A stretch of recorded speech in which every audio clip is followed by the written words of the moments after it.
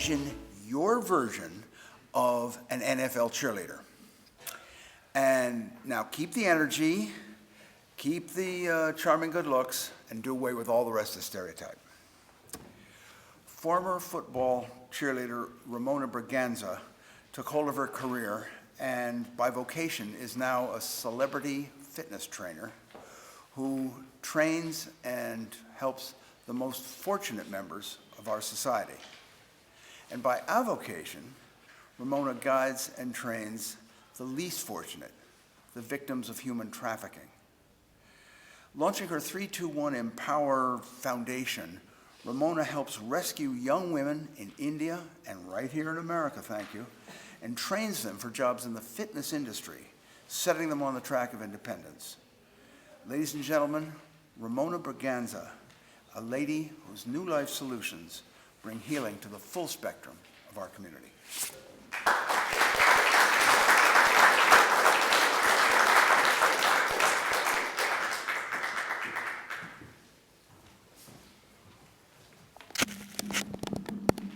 Hello, everybody. I'm very honored to be here today. I'm following in some giant footsteps, listening to Al and Mel. I really I'm like, I don't know if I'm worthy, but thank you very much for the honorable nomination. And Bart and your team at Prometheus Publishing, thank you, Dale Caldwell, and thank you, Mark Nathan. He's not here right now. Oh, there you are at the back, good. He's my business partner with the Power Glider Stretch FX. And I was walking this morning with my client that I'm training. His name is Michael Weatherly, and he's on a show called Bull. And we were doing his morning workout at 5 a.m., walking along the Hudson River. And I was telling him about today. I said, I can't train you later in the day, because he likes to do doubles.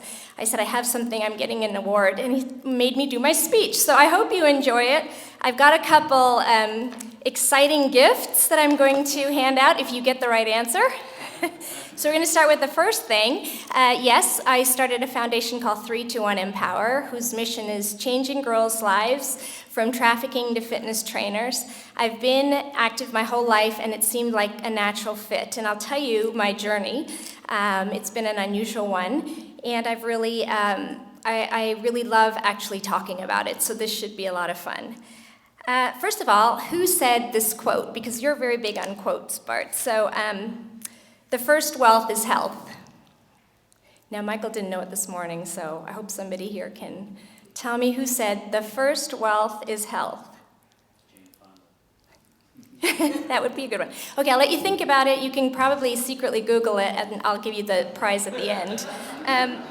Okay, so I wasn't quite sure what I would do my talk on, and to keep it to the 10 minutes, I thought I would do the 7 traits of a self-made entrepreneur. I didn't start out as an entrepreneur, and I took a different route than most people, I guess. I just really did whatever I had to do that was in my heart. So here's the first trait I came up with. Who knows who Bianca Andreescu is? Say that again. Bianca Andreescu. She just beat in tennis Serena, right? So for me, as a young girl growing up in a small town in Canada, yes?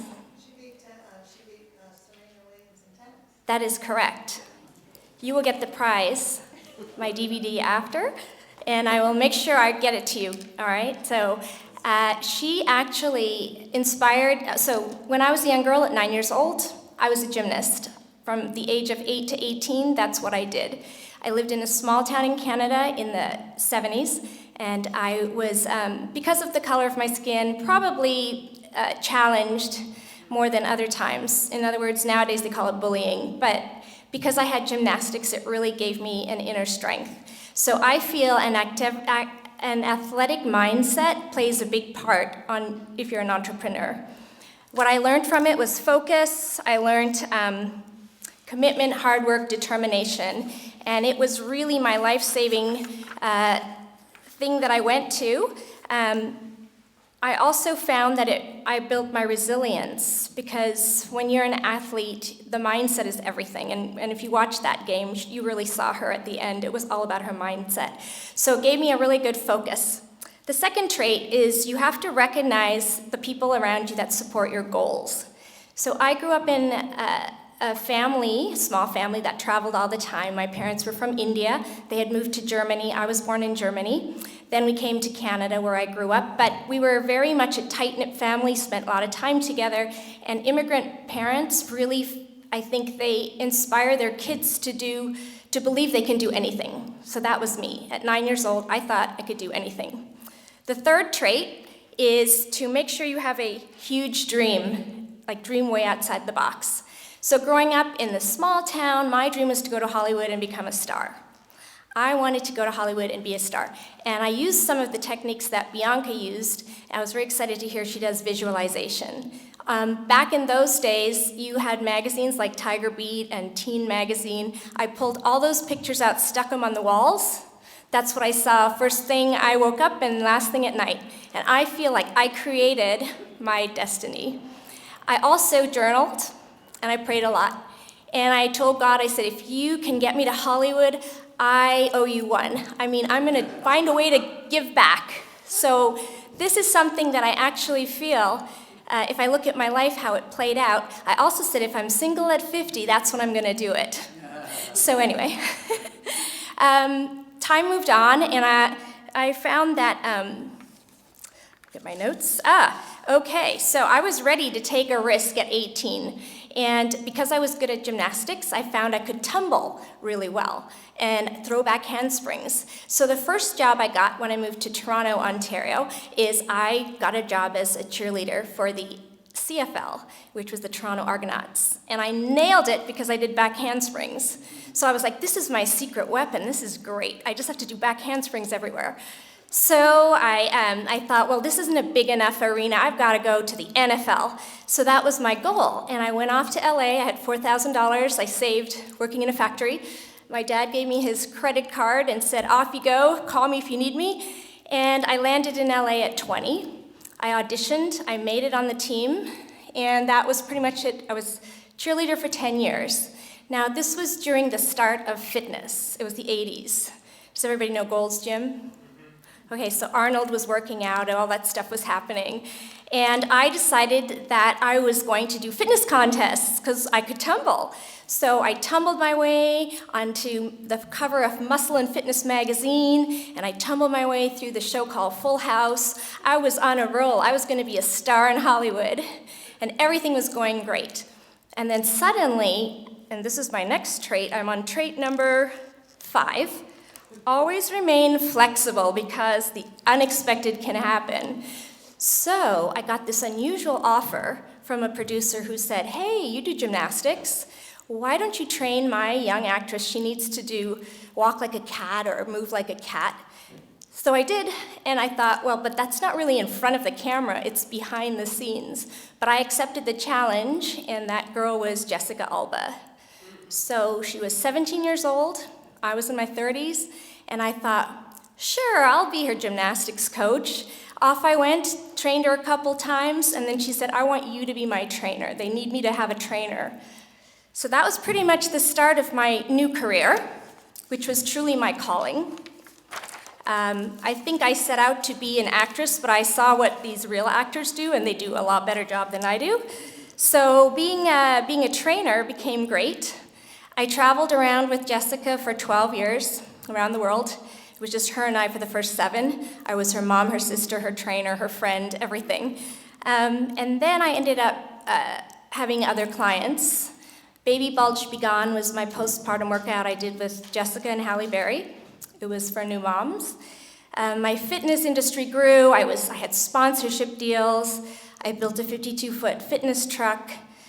And it was all just because I said, I'm going to do it. Yes, sure, I can do anything. And then, who said this? Life is like a box full of chocolates. You never know what you're going to get. You put your hand up, so you... Yes, that's correct. So you will get my workout DVD. Does anybody have DVD players anymore? Anyway, I have a whole bunch of DVDs I gotta get rid of, so. So anyway, I hit the wall. I picked the wrong chocolate, I guess. Something happened to me. and I had been on a work permit, and my work permit was no longer valid. It was denied.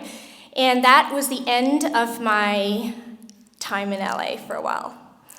Now, when I hit that wall, I lost clients, I lost sponsorship deals, I was at the top of the mountain, and everything went away in 1 second. So when adversity hits your life, what do? Well, first you crawl up into a little ball and cry, but then you pretty much have to get back on your feet. And here's something that I learned: have a backup plan. So I had a backup plan. I had already started my company in Canada. I had a condo in Canada. I knew I had a business there, and I went back. And it pulled me completely out of my life in LA, which I had lived for 20-some years. I climbed Kilimanjaro during that time, and that was really fun. I was actually, I think, what managed to get me back on my feet, because I said, you know what, I'm down, but I'm gonna climb that mountain. I hate the outdoors. But sure, I'll go do it. After 9 days of no shower and no everything, you're like, I can do anything. So then back you go, and off you try again. And suddenly, my father had a stroke, and my mom had some heart surgery, and I had to be there. So I was there for all that, and I felt like, well, maybe I'm supposed to be here right now. I went to the cemetery, and I talked to my grandmother, the only person I know from India. And by the way, I never had been to India. I was very westernized, and I said, I really feel like I'm supposed to go back to India. I did that 3 days in a row.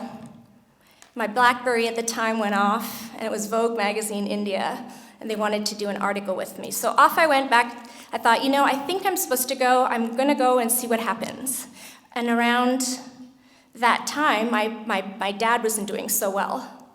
So a couple of years ago, he passed away, and when I was with him, I thought, what will my legacy be? My father's is the family, but what's my legacy? Now I'm going back to India. I went back to India. It was a booming fitness industry there, and I thought I can maybe enter this space, but there were only male trainers, and it really bothered me. I thought, here I am, I'm a female trainer, and here in North America we have mostly female trainers. Why are there no female trainers?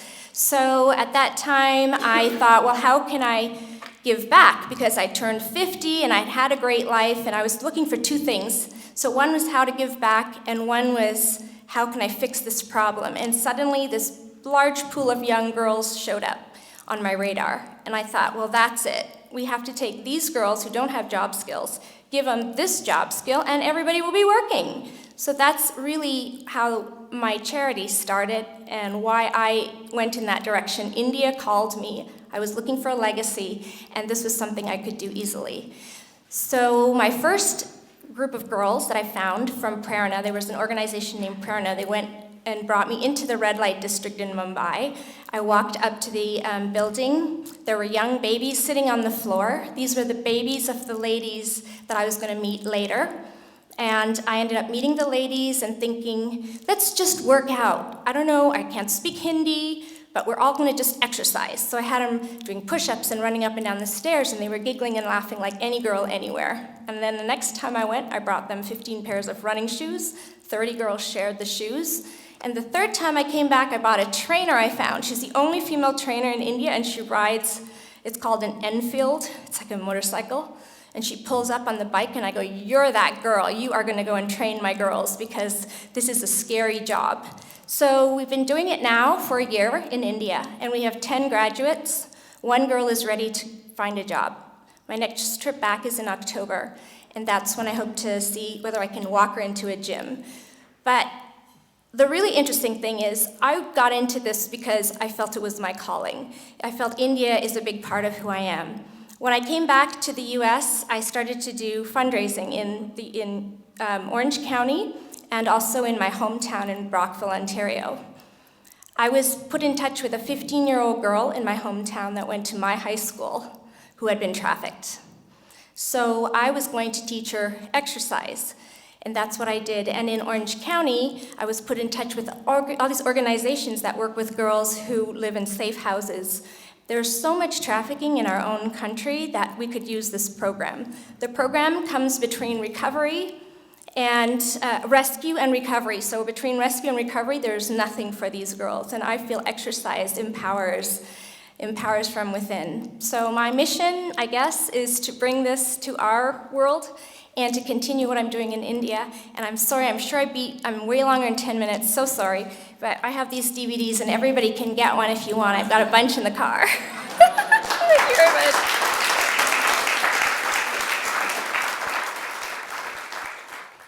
One of the great things that always impressed me about Ramona when I first met her was that when she was talking about the victims of human trafficking, and we all have this picture of this, I certainly do, that these are people who have, like most enslaved folks, been beaten into submission and live a pretty grim, awful life.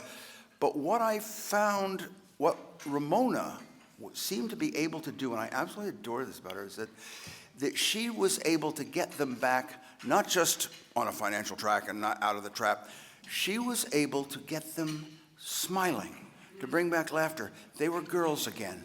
And this just shows how contagious joy is from this marvelous woman. Ramona. Congratulations. You want to say something?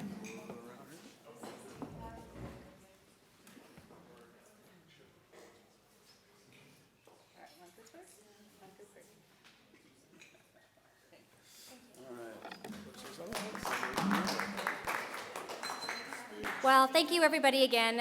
It's my first time getting an award, especially for 3-2-1 Empower, and I'm very excited to share this with the board members. And like Mel was saying, you know, it's really just about inspiring people around us, especially the young people.